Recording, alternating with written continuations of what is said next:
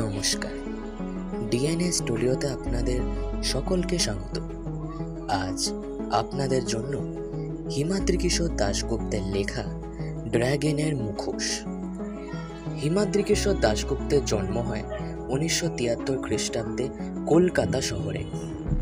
ইতিহাস নিয়ে মাস্টারি করলেও সাহিত্য চর্চা ছিল তার প্রথম প্রেম, যার ফল 15 বছর ধরে তিনি বিখ্যাত গল্প সংকলন রচনা করেছেন এবং 2016 সালে বিখ্যাত রহস্য গল্প সংকলন কালো ঘুড়ি, যার জন্য তিনি পশ্চিমবঙ্গ সরকারের থেকে সাহিত্য একাডেমি পুরস্কারও পেয়েছেন।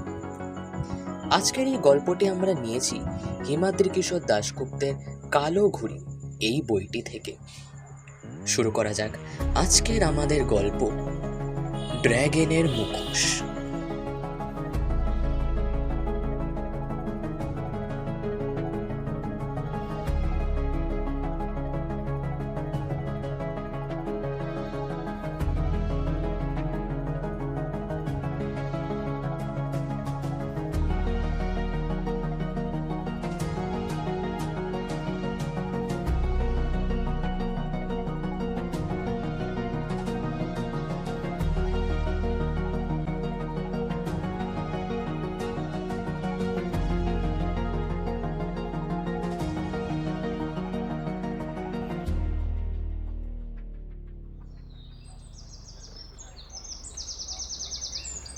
একজনের গলা শোনা গেল।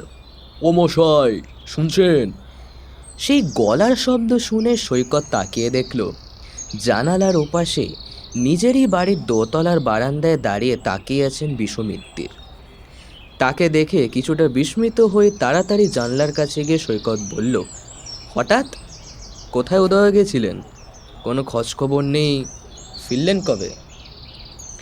বিশুবাবু এবার হেসে বললেন, এই তো আজই সকালে ফিরলাম।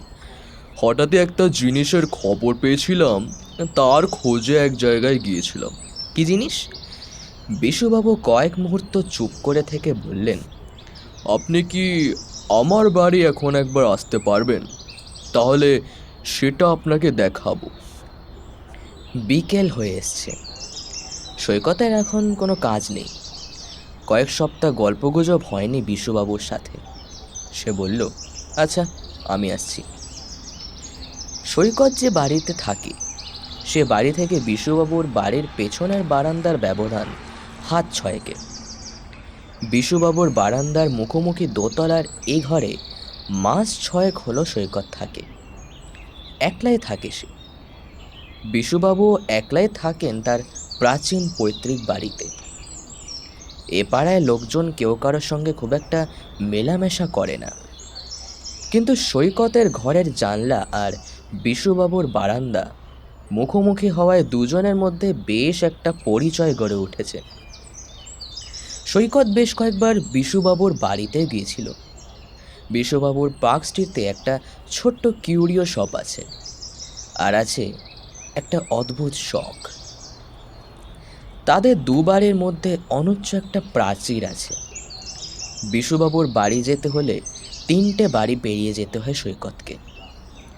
সৈকতের বাড়ির ঠিকানা 4 নম্বর হরিপদ মিত্তির লেন, আর বিশুবাবুর হলো 8। কিছুক্ষণের মধ্যেই বাড়ি থেকে রাস্তায় নেমে এলো সৈকত। কলকাতা শহরের মধ্যে আরও একটা লুকোনো কলকাতা আছে, যেখানে শহরের লোকজনের কোলাহল, গাড়ি ঘোড়ার শব্দ প্রবেশ করে না। সরু সরু সব গলি, তাদের দুপাশে রোয়াক আর দোতলার ঝুল বারান্দাওয়ালা পুরনো দিনের সব বাড়ি, প্রায় 150-200 বছর পুরনো। বাড়িগুলোর পাখি তোলা দরজা জানলা শেষ কবে রং হয়েছে তা কেউ বলতে পারে না। সদর দরজার গায়ে খসে যাওয়া পঙ্খের কাঁচ বা মাথার ওপর ছোট্ট কুলঙ্গিতে সুর ভাঙা রংচটা ছোট গণেশ মূর্তি। কোনো বাড়ির চিলেকোঠা থেকে বটের ঝুড়ি নেমেছে, আবার কোনোটার বারান্দার রেলিং ভেঙে ফোকলা হয়ে গিয়েছে। গলির রাস্তায় লোকজন বিশেষ থাকে না। নির্জন দুপুরে মাঝে মাঝে শুধু এক টানা রিক্সার টুংটাং ঘন্টার শব্দ বা ফেরিওয়ালার হাঁক শোনা যায়। উত্তর কলকাতায় সৈকতদের এ পাড়াটা অনেকটা এমনই। 3টে বাড়ি টপকে সৈকত পৌঁছে গেল বিশুবাবুর বাড়িতে। সদর দরজা দিয়ে সে বাড়িতে ঢুকতেই নিস্তব্ধ উঠোন থেকে এক ঝাঁক গোলা পায়রা ডানা ঝাপটিয়ে দোতলার কার্নিশের দিকে উড়ে গেল। উঠোন ঘিরে 3 দিকে সাঁড় সাঁড় তালাবন্ধ ঘর। এক কোণের অন্ধকার সিঁড়ি বেয়ে দোতলায় উঠে সৈকত গিয়ে ঢুকল বিশুবাবুর বৈঠকখানায়। সে ঘরে টেবিলের ওপাশে নিজের চেয়ারেই তিনি বসেছিলেন। সৈকত তার মুখোমুখি টেবিলের এপাশে বসে ঘরের চারপাশ একবার দেখল। এ ঘরে ঢুকলে বেশ অদ্ভুত লাগে সৈকতের। মাথার ওপর কড়িবর্গা থেকে টেবিলের ওপর নেমে আসা সেকেলে ঝুলন্ত বাতির কাপা কাপা আলোয় সাঁড় সাঁড় মুখ যেন চারপাশের দেওয়াল থেকে চেয়ে থাকে সৈকতের দিকে। নানা রকমের সব মুখ, আসলে এগুলো সব মুখোশ। সারা পৃথিবী থেকে এগুলো সংগ্রহ করে এনেছেন বিশ্বমিত্তির। এটাই তার শখ। মহিষের শিংওয়ালা আফ্রিকান উপজাতির কাঠের মুখোশ, ভয়ঙ্কর দেখতে রংচঙে তিব্বতী অপদেবতার মুখোশ, মধ্যযুগের সৈনিকদের ধাতব মুখোশ, দ্বিতীয় বিশ্বযুদ্ধের সময় হিটলারের ডামিরা যে মুখোশ পরত সেই মুখোশ। নানা রকমের মুখোশ টাঙানো বিশ্ববাবুর বৈঠকখানাকে মুখোশের জাদুঘর বললেও অত্যুক্তি হয় না। এমনকি বিশুবাবুর নিজের মুখের মতো হুবহু দেখতে ল্যাটেক্সের তৈরি একটা মুখোশও তার চেয়ারের ঠিক মাথার ওপরেই দেওয়ালের গায়ে টাঙানো। কেউ যেন তার মাথা কেটে দেওয়ালের গায়ে বসিয়ে দিয়েছে। ইউরোপের কোনো দেশ থেকে নিজের এই মুখোশটা বানিয়ে এনেছিলেন তিনি। সৈকতের দেওয়ালগুলোর দিকে তাকিয়ে নেওয়ার পর বিশুবাবুর উদ্দেশ্যে সে বলল, আচ্ছা, আপনার এই অন্তর্ধান রহস্য সম্বন্ধে একটু বলুন তো। বিশুবাবু বললেন, আমার মুখোশ সংগ্রহের বাতিকের কথা তো আপনাকে জানিয়েছি। হঠাৎ এক অদ্ভুত মুখোশের খোঁজ পেয়ে আমি ছুটেছিলাম ভারত ভুটান সীমান্তের এক জায়গাতে। সে কোন জায়গা? সে জায়গা ম্যাপে তেমনভাবে আঁকা নেই, ট্রেক করে যেতে হয়। আপনাকে বললে ঠিক আপনি বুঝবেন না। পাহাড় আর জঙ্গলে ঘেরা সে জায়গায় ভুটানিদের এক প্রাচীন মন্দির মানে পেগোডা আছে, মানে ড্র্যাগন পেগোডা। ভুটানের প্রাচীন আদিবাসী সরোজপরা সেখানে থাকে। ভারী অদ্ভুত তারা, যে কোনো পশু পাখি বা মানুষের গলার স্বর তারা হুবহু নকল করতে পারে। তারা নিজেদেরই পরিচয় দেয় ড্র্যাকো অর্থাৎ ড্র্যাগন বলে। তারা যে ড্র্যাকো মুখোশ পরে তা সংগ্রহ করতেই গিয়েছিলাম ওখানে। সৈকত বলল, এই অদ্ভুত জায়গার খোঁজ আপনি পেলেন কোথায় বলুন তো? আর এই মুখোশটাই বা কোথায়? এই বলে সে ঘরের দেওয়ালগুলোর দিকে তাকালো। বিশ্ববাবু কয়েক মুহূর্ত চুপ করে থেকে বললেন, এমনিতে ড্র্যাকোরা এই জঙ্গলে জায়গা ছেড়ে বেরোয় না, কিন্তু দু একজন লোককে তারা মাঝে মাঝে বাইরে পাঠায় সভ্য পৃথিবী থেকে কিছু জিনিসপত্র সংগ্রহ করার জন্য। এক্ষেত্রে কিন্তু সভ্য পৃথিবী বলতে বোঝায় তরাইয়ের ছোট ছোট গ্রাম। ওই রকমই এক গ্রামে আমার এক এজেন্টের সঙ্গে ড্র্যাকোর যোগাযোগ হয়েছিল। আমি খবর পেয়ে সেখানে পৌঁছবার পর সে ড্র্যাকোই আমাকে নিয়ে যায় পাহাড় জঙ্গল ঘেরা তাদের আস্তানায়। কথাগুলো বলতে বলতে বিশ্ববাবু চেয়ার ছেড়ে উঠে গিয়ে দরজাটা বন্ধ করে আবার ফিরে এলেন নিজের আসনে। তারপর টেবিল সংলগ্ন দেরাজ থেকে মাঝারি আকারের একটা চামড়ার ব্যাগ বের করে টেবিলের ওপর রাখলেন। তার ভেতর থেকেই বেরিয়ে এলো সেই মুখোশটা, ড্র্যাগনের মুখোশ। বিশুবাবুর ঘরে ভয়ঙ্কর দেখতে আরও অনেক মুখোশ আছে, কিন্তু এমন বীভৎস হিংস্র মুখোশ এর আগে কখনো দেখেনি সৈকত। আঁশে ঢাকা মুখোশের মাথার দুপাশে আঁকা ভাটার মতো হিংস্র চোখ, স্ফীত নাসার অন্ধ্র দিয়ে যেন আগুন বেরোচ্ছে। ছুচলো মুখমণ্ডলে হা করা চোয়ালের ওপর নিচে ষাঁড় ষাঁড় তীক্ষ্ণ দাঁত, আর তার ভেতর থেকে বেরিয়ে আসছে লকলকে রক্তাক্ত সরীসৃপের চেরা জীব। সব মিলিয়ে মুখোশটা যেন জিঘাংসার প্রতিমূর্তি। সৈকত চমকে উঠল মুখোশটা দেখে। বিশুবাবু বললেন, ড্রাকোদের বিশ্বাস এই মুখোশ পড়লে নাকি অপদেবতাদের বশ করা যায়, নানা অতিপ্রাকৃত শক্তিকে জাগানো যায়। সৈকত বলল, এই মুখোশটা ওরা আপনাকে এমনিতেই দিয়ে দিল? প্রশ্নটা শুনে বিশ্ববাবু খানিকক্ষণ চুপ করে থেকে বললেন, কিছু খরচ করতে হয়েছে, তবে তা বিশেষ কিছু নয়। আর এরপরেই সৈকতকে তিনি বেশ কিছুটা অবাক করিয়ে দিয়ে বললেন, আমি এই মুখোশটা কয়েকদিনের জন্য আপনার কাছে রাখতে চাই। আশা করি আপনি আপত্তি করবেন না। সৈকত বলল, ঠিক আছে, কিন্তু আমার কাছে কেন রাখতে চাইছেন বলুন তো? মুখোশটা ব্যাগে ঢুকিয়ে তিনি বললেন, আসলে এই দোতলা আমার রিপেয়ার করব, জিনিসপত্র সব সরাতে হবে, মুখোশগুলো সব দেওয়াল থেকে নামাতে হবে চুনকাম করার জন্য। কয়েকদিন লাগবে কাজ মিটতে। এই মুখোশটা কয়েকদিন আপনার কাছেই থাক, তারপর এটা এনে নতুন দেওয়ালে টাঙাবো। সৈকত আর এ প্রসঙ্গে কথা বাড়ালো না।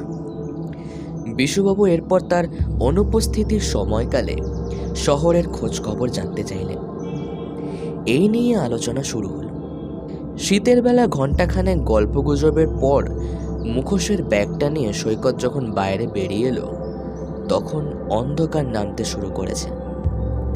নিজের বাড়ির দরজা খুলে ভেতরে ঢুকতে যাচ্ছিল সৈকত, ঠিক তখনই পিছন থেকে ইংরেজিতে একটা প্রশ্ন কানে এলো, মিস্টার বিশ্বমিত্রের বাড়ি এটা? সৈকত পিছনে ফিরে দেখল গলির আধো অন্ধকারে তার কয়েক হাত তফাতে দাঁড়িয়ে আছে একটা লোক, গায়ে একটা উইন্ড চিটার। টুপিটা মুখের ওপর এমনভাবে নামানো, লোকটার মুখই বোঝা যাচ্ছে না।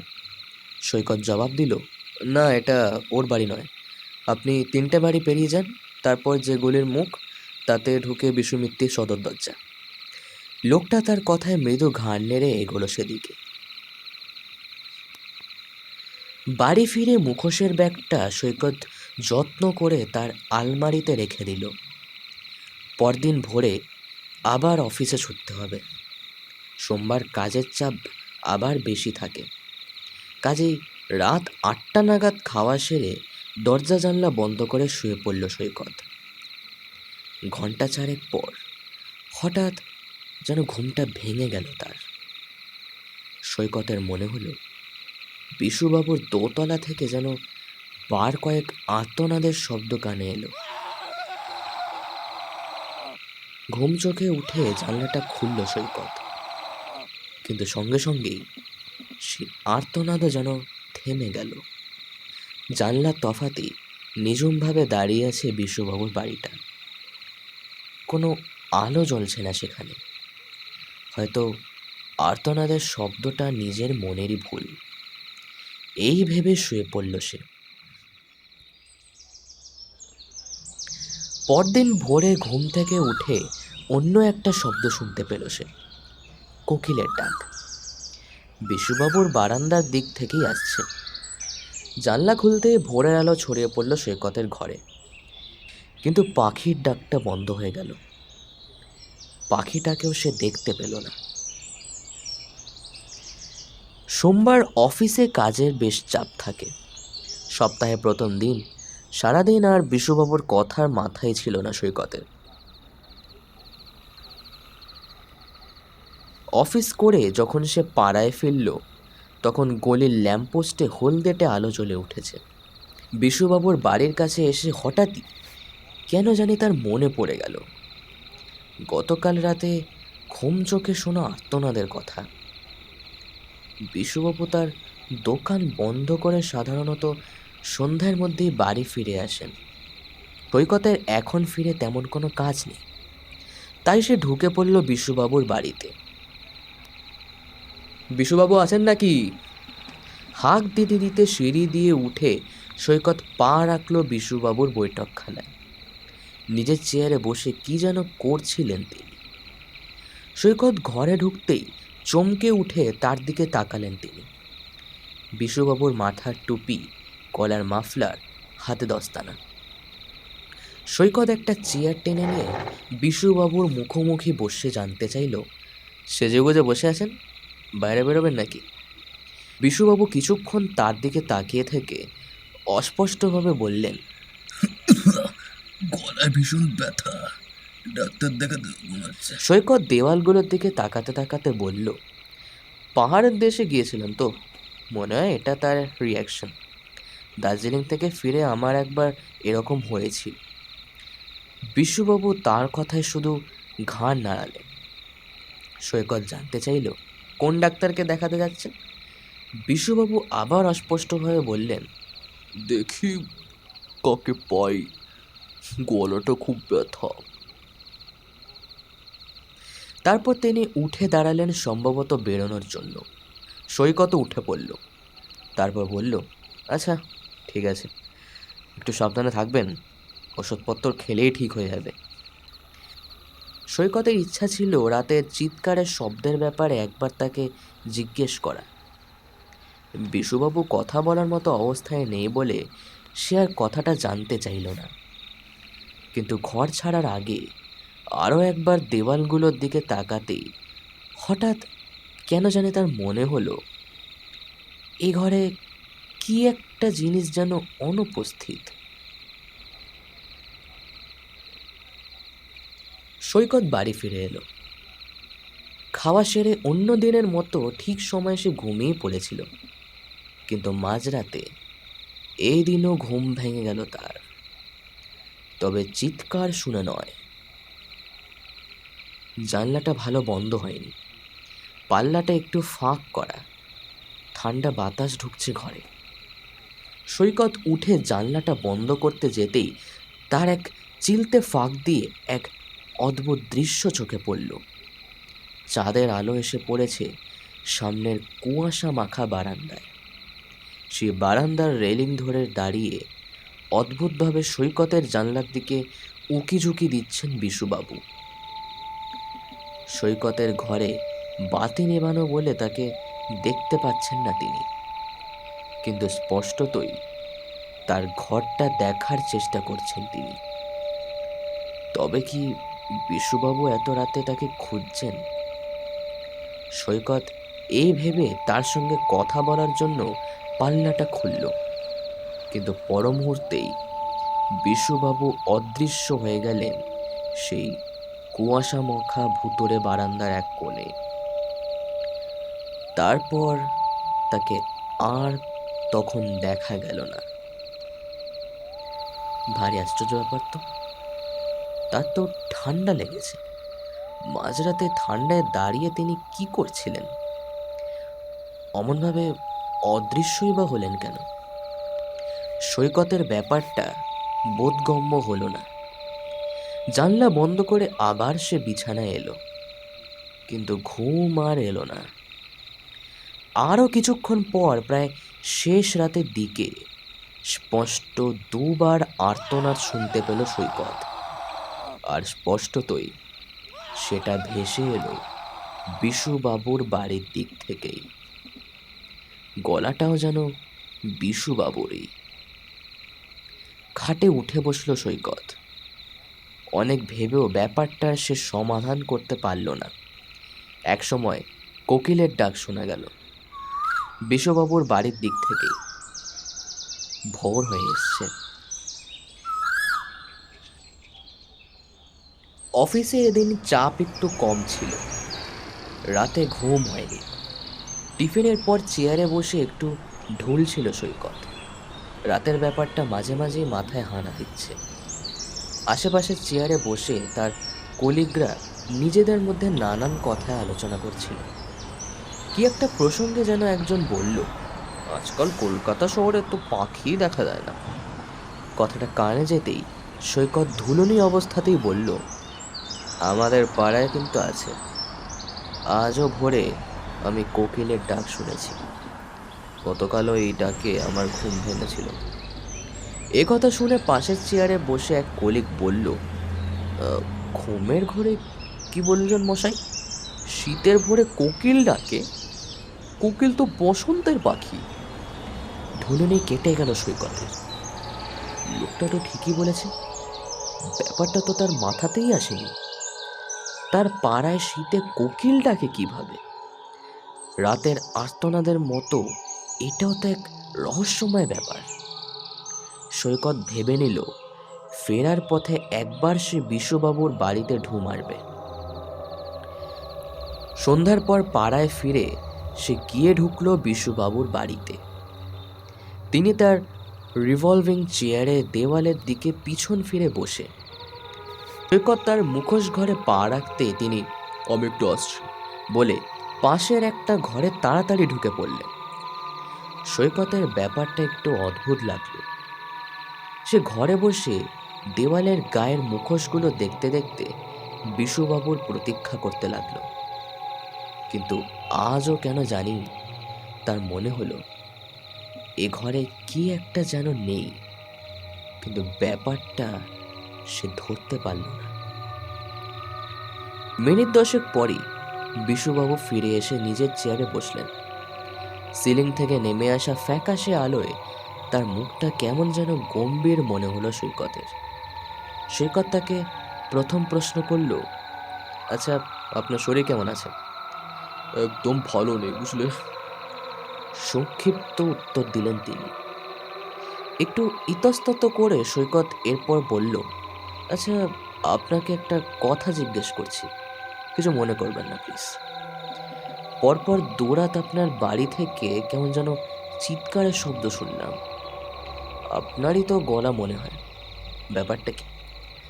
বিশুবাবু কয়েক মুহূর্ত তার দিকে তাকিয়ে থেকে জবাব দিলেন, আমি চিৎকার করিনি।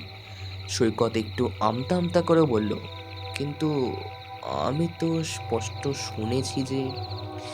বিশুবাবু এবার বেশ উত্তেজিত হয়ে বললেন, বলছি তো আমি ব্যস্ত আছি, বিরক্ত করবেন না মশাই, আপনি এখন আসতে পারেন। সৈকত হতভম্ব হয়ে গেল তার ব্যবহারে। আর থাকা চলে না। ঘর থেকে বেরিয়ে সিঁড়ি দিয়ে দ্রুত নিচে নেমে এলো সে। একতলার উঠোন অতিক্রম করে সে যখন সদর দরজার দিকে এগোতে যাচ্ছে, ঠিক তখনই একতলার কোন এক বন্ধ ঘর থেকে সে শুনতে পেল একটা চিৎকার। কেমন যেন একটা গঙ্গানের শব্দ। গলাটা কার তা সে সঠিক ধরতে পারল না, তবে সেটা মানুষেরই গলার শব্দ। বিশুবাবু কাউকে তার বাড়িতে আটকে রেখেছে। রাতের শব্দটা তাহলে কি বিশুবাবুর নয়, সে লোকটারই আর্তনাদ? কিছু বুঝতে না পেরে সৈকত বেরিয়ে এলো বাড়ি ছেড়ে। গলির মুখে পাশের বাড়ির রোয়াকে বসেছিলেন অঘোরবাবু। একই পাড়ার লোক হিসেবে মুখ চেনাচিনি আছে তার সঙ্গে। বিশুবাবু সদর দরজা থেকে সৈকতকে বেরিয়ে আসতে দেখে পাশ দিয়ে যাওয়ার সময় তিনি বললেন, বিশ্ববাবুর কি বাড়িতে চিড়িয়াখানা খুলেছেন নাকি? 2-3 দিন ধরে দুপুরবেলা নানা রকম পশু পাখির ডাক শোনা যাচ্ছে। সৈকত একটু থমকে গেল, তারপর জানি না বলে হাঁটা লাগালো নিজের বাড়ির দিকে।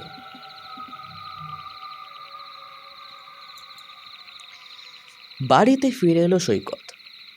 বেশ অপমানিত বোধ করছে সে। সে ভাবল তার কাছে রাখা মুখোশটা কালই ফিরিয়ে দেবে বিশুবাবুকে। আলমারি থেকে ব্যাগটা নিয়ে মুখোশটা বের করে সেটা সৈকত একবার দেখল। তারপর মুখোশটা টেবিলে রেখে দিল। ঘরের কাজকর্ম রাতের খাওয়া মিটে যাওয়ার পর বাতি নিভিয়ে বিছানায় শুয়ে পড়ল সৈকত। জানলার পাল্লাটা ইচ্ছা করে একটু ফাঁক রেখেছে সে। সেটার ফাঁক দিয়ে বিশুবাবুর বারান্দা দেখা যাচ্ছে। ঘুম আসছে না সৈকতের। বিশুবাবুর বাড়ির ব্যাপারটা তার আচরণ বেশ গোলমেলে লাগছে। পুরো ব্যাপারটার মধ্যে নিশ্চিত কোনো রহস্য আছে। তার বাড়ি থেকে আর্তনাদের শব্দ, পশু পাখির ডাক শোনা যাচ্ছে কেন? অন্ধকার ঘরে শুয়ে রহস্য ভেদের চেষ্টা করতে লাগলো সে। বাইরে রাত বাড়তে লাগলো, কুয়াশাও বেশ গাঢ় হতে লাগলো এখানে। একটা কুকুর কোথায় যেন কেঁদে উঠল। পাড়াটা নিঝুম হয়ে গেল। তারপর এর কিছুক্ষণের মধ্যেই খাটে শোয়া অবস্থাতেই সৈকত দেখল সন্তর্পণে বারান্দায় এসে দাঁড়ালেন বিশুবাবু। চাদর মুড়ে দেওয়া থাকলেও তাকে চিনতে পারল সৈকত। তারপর বিশুবাবু উকি ঝুঁকি মারতে শুরু করলেন তার জানলার দিকে। সৈকত মরার মতন চুপচাপ শুয়ে তাকে লক্ষ্য করতে লাগলো। বিশুবাবু মনে হয় একসময় নিশ্চিত হলেন সৈকত ঘুমিয়ে পড়েছে এই ভেবে। তিনি বারান্দা থেকে একটা লম্বা আকশি তুলে সেটা সৈকতের জানলার দিকে বাড়িয়ে তা দিয়ে পাল্লাটা বেশ অনেকটা ফাঁক করলেন। তারপর আকশি সরিয়ে নিয়ে একটা টর্চ বের করে আলো ফেললেন সৈকতের ঘরে। সরু টর্চের আলো সৈকতের দেহ ছুঁয়ে ঘুরে বেড়াতে লাগলো ঘরের ভেতর। হঠাৎ আলোটা এসে থেমে গেল টেবিলের ওপর রাখা মুখোশটার ওপর। বিশুবাবুর মুখ থেকে চাদরটা খসে গিয়েছে। সৈকত দেখল চাঁদের আলোয় দাঁড়িয়ে থাকা বিশুবাবুর মুখটা কেমন যেন চকচক করছে, যেন আলো ফেলে এই জিনিসটা খুঁজছিলেন তিনি। আর এই ঠিক পরেই হঠাৎ এক চিৎকার ভেসে এলো বিশুবাবুর বাড়ির ভেতর থেকে। ঠিক সেই মুহূর্তে সৈকত উঠে বসে জানলা দিয়ে বলে উঠল, বিশুবাবু, ও বিশুবাবু, কি দেখছেন আপনি? হঠাৎই বিশুবাবু বাড়ির ভেতরে অদৃশ্য হয়ে পড়লেন। সৈকত মনে মনে স্থির করে নিল এখনই সে যাবে বিশুবাবুর বাড়িতে। একটা ঝোঁঝা পড়ার প্রয়োজন আছে। টেবিল থেকে মুখোশটা তুলে নিয়ে কিছুক্ষণের মধ্যেই রাস্তা থেকে নেমে পড়ল সৈকত। শীতের রাস্তায় একটা কুকুর পর্যন্ত নেই। কুয়াশা মাখা রাস্তায় খোয়াটে আলো ছড়াচ্ছে ল্যাম্পপোস্ট। গলি দিয়ে এগিয়ে সৈকত সোজা গিয়ে ঢুকলো বিশুবাবুর বাড়িতে। অন্ধকার সিঁড়ি বেয়ে ওপরে উঠে বিশুবাবুর বৈঠকখানার দরজায় টোকা দিল সে। কয়েক মুহূর্ত পর দরজা খুললেন তিনি। চোখে মুখে স্পষ্ট অসন্তোষের ছাপ। তিনি বললেন, আহা, এত রাতে আবার কেন আসলেন? সৈকত বেশ ঝাঁঝের সঙ্গে জবাব দিল, গল্প করতে আসিনি, কয়েকটা ব্যাপার জিজ্ঞেস করতে এসেছি। কিছু প্রশ্ন আছে আপনার সাথে। আপনার প্রশ্নের উত্তর আমি দিতে বাধ্য নই। রক্ষভাবে বললেন বিশুবাবু। এরপর তিনি সম্ভবত সৈকতের মুখের ওপরই দরজা বন্ধ করে দিতে চাইছিলেন, কিন্তু ঠিক তখনই তার নজর গেল সৈকতের হাতে ধরা মুখোশটার দিকে। মুখের ভাব মুহূর্তের মধ্যে যেন বদলে গেল। বেশ মোলায়েম স্বরে তিনি বললেন, আপনি দিন, ওই মুখোশটা আমাকে দিন। এটা দিতেই তো এসেছি, কিন্তু তার আগে আমার প্রশ্নের জবাবটা দিতে হবে যে আপনি আমার জানলায় লুকিয়ে উকি মারেন কেন? একটু আগে আকশি দিয়ে জানলা ফাঁক করে টর্চে আলো ফেলছিলেন কেন? বিশুবাবু কোনো জবাব না দিয়ে কয়েক পা পিছিয়ে টেবিলে হেলান দিয়ে দাঁড়িয়ে তাকিয়ে রইলেন সৈকতের দিকে। সৈকত ঘরে ঢুকে কয়েক পা এগিয়ে তার মুখোমুখি দাঁড়িয়ে এরপর বলল, আরও প্রশ্ন আছে। আপনার বাড়ির থেকে ইদানিং নানা ধরনের পশু পাখির ডাক শোনা যায় কেন? সবচেয়ে বড় কথা, রাতের বেলা কার চিৎকার ভেসে আসে আপনার বাড়ি থেকে? বিশুবাবু একই রকম চুপ করে রইলেন।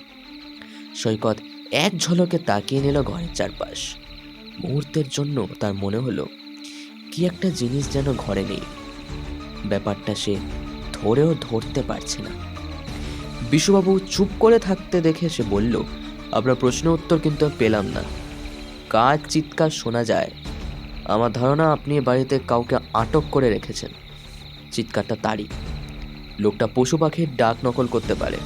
সম্ভবত সে সেই জায়গায় লোক যেখান থেকে মুখোশটা আপনি এনেছেন, কিন্তু তাকে আটকে রেখেছেন কেন?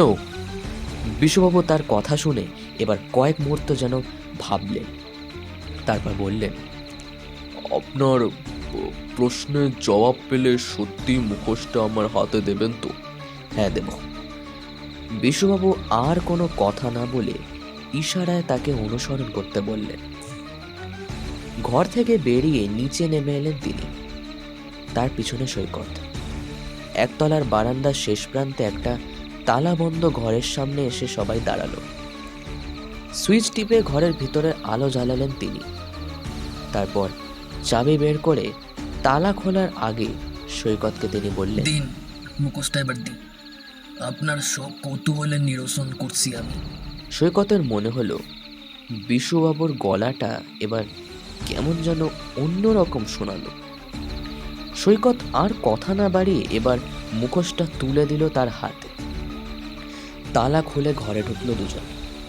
ঘরের এক কোণে ধুলোর মধ্যে শুয়েছিল হাত পা বাঁধা একজন লোক। তারা ঘরে ঢুকতেই লোকটা হুড়মুড়ে উঠে বসলো। আর সে লোককে দেখেই চমকে গেল সৈকত। আরে, এও তো বিশুবাবু। দুজন বিশুবাবু? একজন তার পাশে দাঁড়িয়ে আরেকজন দড়ি বাঁধা অবস্থায় মেজে বসে, কেমন করে সম্ভব? আর এরপরই সৈকতের পাশে দাঁড়ানো বিশুবাবু হঠাৎ এক টানে খুলে ফেলল তার মুখোশটা। সৈকতের পাশে এবার সে দাঁড়িয়ে আছে সেটা বিশুবাবু নয়। তার চ্যাপ্টা নাক, নরুনচেরা চোখ, মাথায় ছোট ছোট চুল, ঠিক পাহাড়ি লোকদের মতো দেখতে।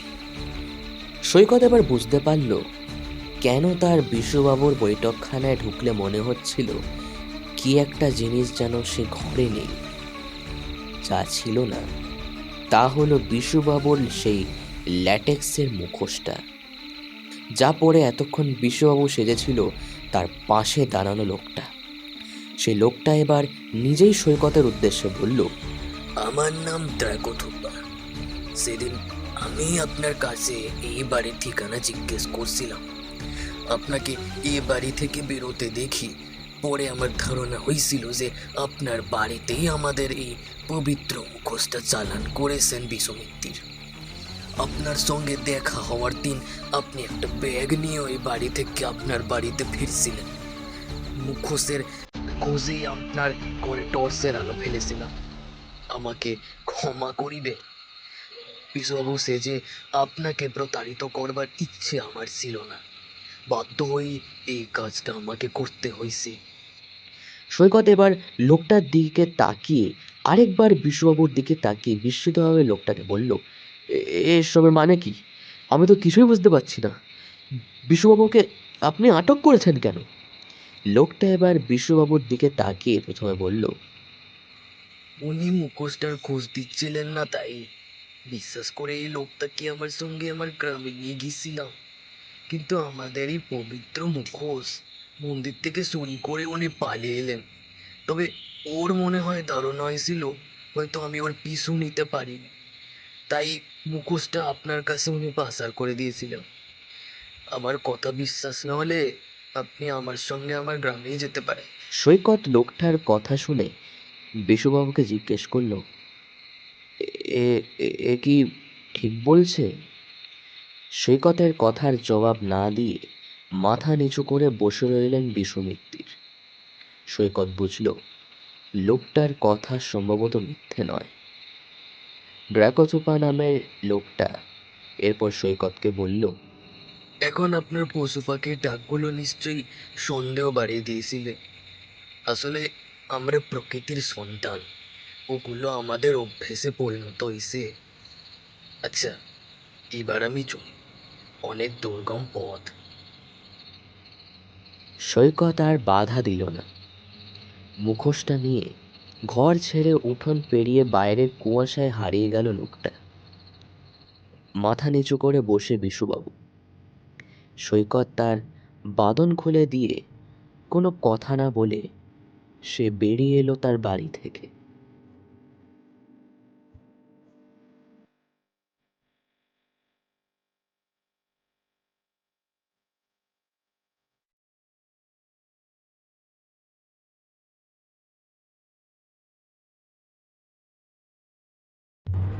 শেষ হলো আজকের আমাদের গল্প, হিমাদ্রি কিশোর দাশগুপ্তের লেখা ড্র্যাগনের মুখোশ। গল্প পাঠে এবং অন্যান্য চরিত্রে ছিলাম আমি সুদীপ, পোস্টার ডিজাইনে কৃষাস্য এবং সাউন্ড মিক্সিংয়ে টিম ডিএনএ স্টুডিও। পরবর্তী গল্প নিয়ে আমরা আবার ফিরে আসবো খুব শিগগিরই।